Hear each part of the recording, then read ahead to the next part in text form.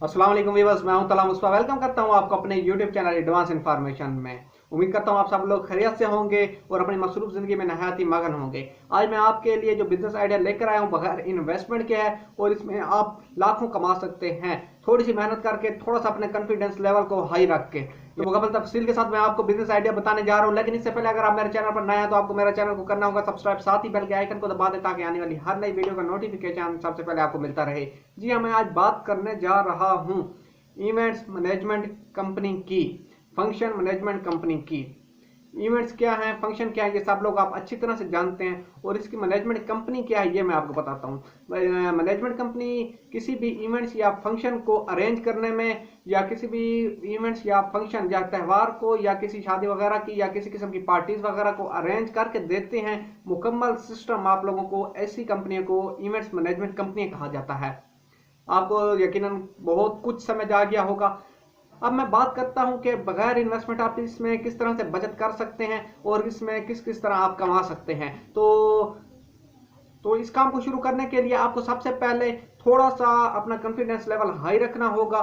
थोड़ी आपकी ड्रेसिंग अच्छी होनी चाहिए, आप सुलझे हुए लगे होने चाहिए, आपके बात करने का तरीका अच्छा होना चाहिए, और इसके बाद आपका ताल्लुक लोगों से कुछ ना कुछ लाजमी होना चाहिए। तो इस बिजनेस को स्टार्ट करने में आपकी जो इन्वेस्टमेंट दरकार होगी, जस्ट और जस्ट आपको सिर्फ विजिटिंग कार्ड छपवाने होंगे। विजिटिंग कार्ड एक दफा आपने बनवाने होंगे, तकरीबन 500 विजिटिंग कार्ड आपको 500-700 रुपए में आसानी से बन जाएगा। सिर्फ यही इसका खर्चा है। इसके बाद आपने करना ही है, ये विजिटिंग कार्ड आपने अपने जानने वाले लोगों में तकसीम करने हैं, मुख्तलिफ जगहों पर जाकर तकसीम करने हैं। और जो मैनेजमेंट कंपनी है, बड़ी मैनेजमेंट कंपनियां, इनमें जाना है, आपने अपना आपको बताना है कि ना मैंने मैनेजमेंट कंपनी खोली हुई है, अगर मेरे पास चंद ग्राहक आएंगे तो वो मैं आपके पास पार्सल कर दूंगा और आपसे मेरा इतना कमीशन होगा इतना फंक्शन का, या अगर वो इतना बड़ा फंक्शन होगा तो उस बड़े फंक्शन का इतना कमीशन होगा, छोटा फंक्शन होगा तो छोटे फंक्शन का इतना कमीशन होगा। जस्ट और आपका काम खत्म, आपको आपका कमीशन दे दिया जाएगा, आप साइड पे, ये काम हो गया। लेकिन ये नहीं, अगर आप चाहते हैं कि अगर आप खुद मैनेजमेंट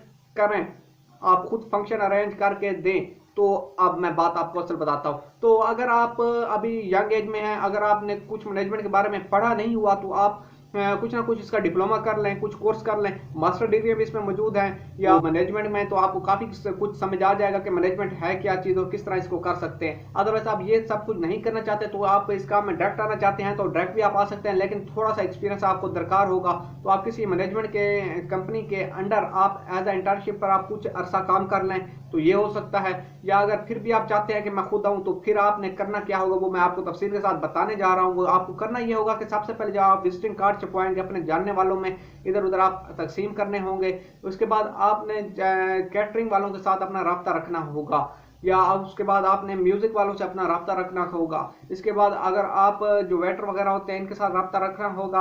मुख्तलिफ किस्म के हैं, जिस तरह स्कूल में फंक्शन होते हैं छोटे बच्चों का, तो म्यूजिशियन वगैरह को या जादूगर जो होते हैं इनको बुलाना होगा, तो इनके साथ आप लोगों को वास्ता रखना होगा कि अगर पर फंक्शन आपको इतना दिया जाएगा, आपने आना है, इतने टाइम पे इतना दिया जाएगा, आपने आना है। इसके बाद अगर किसी यूनिवर्सिटियों वगैरह या कॉलेजों वगैरह का फंक्शन है, किसी किस्म का वो अरेंज करते हैं कि म्यूजिक वाले या कोई सिंगर वगैरह, तो आपको वो अरेंज करके देना होगा। आप इस तरह होती है शादियों वगैरह का जिस तरह फंक्शन होता है, वहां पर भी सिंगिंग वाले बुलवाए जाते हैं। 3 दिन का शादी का फंक्शन होता है, 3 दिन, 21 दिन आपने मेहंदी अरेंज करके देनी होगी, मेहंदी का मुकम्मल सामान हो गया। इसके बाद उनको सिंगर जरूरत होगा तो सिंगर अरेंज करके आप देंगे किसी भी लेवल का। इसके बाद वलीमे का काम आता है, तो वलीमे का आपने अरेंज करके देना होगा। तो ये किस तरह होगा सारा, आपने एक ऑफिस अपना बना लेना है। अगर ऑफिस आपको बन सकता है आसानी से तो ठीक है, वरना आप चलते फिरते ये काम शुरू कर दीजिए। अपनी मैनेजमेंट कंपनी की थोड़ी मशहूरी कराएंगे लोगों को, ताकि पता चले, जब लोगों को आपसे राब्ता करेंगे तो आप जाएंगे उनसे डायरेक्ट मीटिंग करेंगे। मीटिंग में आपका हुलिया, आपकी बात करने का अंदाज काफी डिसेंट होना चाहिए, ताकि लोगों को पता चले कि वाकई ये हमारा फंक्शन एक अच्छे तरीके से अरेंज कर सकता है। आपने जाना है, लोगों को फंक्शन के हवाले से बातचीत करनी है, अपना उनसे पूछना है कितने लोग हैं, या किस तरह का आपको फंक्शन चाहिए, क्या क्या आपको प्रोग्राम चाहिए उसमें, ये मुकम्मल तफसील उनसे लेनी है। और आपने फिर बताना है उनको कि ये रेट होगा इस चीज का, ये फलां चीज का, ये खाने में इतनी डिशें होंगी, ये इसका रेट होगा। आपको मुकम्मल चीज हर किस्म की तैयार मिलेगी, आपको किसी किस्म की टेंशन जरूरत नहीं होगी, जितना ये बिल बनेगा इसका।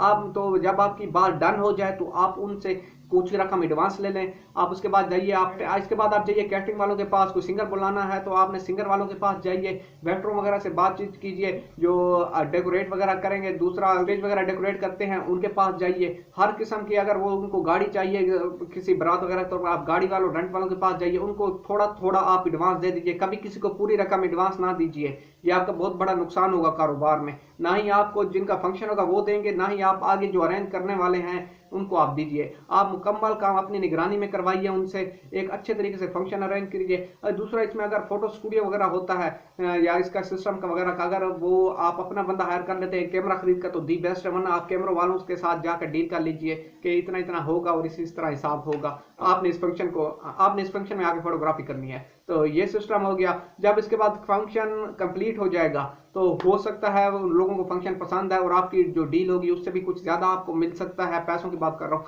लेकिन अगर आपको अपनी जो डन डील मिल जाती है तो आपने उनसे ले लेना है और जिन जिन के बकाया जाते हैं आपने उन सबको अपने अपने बकाया जात दे देने हैं और आपका काम खत्म हो। एक नई पार्टी अरेंज करने के बारे में सोचिए, एक दिन में कई आपको फंक्शन मिल सकते हैं, इसलिए आपने कोई एक आध बंदा अगर आप अपने साथ अरेंज कर सकते हैं कि बार फंक्शन उसको दे दें तो तब भी बेहतर है। अगर आप समझते हैं आप दोनों फंक्शन को आप खुद ही अरेंज कर लेंगे तो ये भी आपके लिए अपनी मर्जी के मुताबिक है। बड़े शहरों में ज्यादातर इस तरह ये फंक्शन अरेंज करने के लिए मैनेजमेंट कंपनियां बनाई जाती हैं, छोटे शहरों में बहुत कम होता है। अगर बुनियाद डाल दी जाए किसी भी किस्म की शहर में तो ऐसा ऐसा रिवाज पड़ सकता है।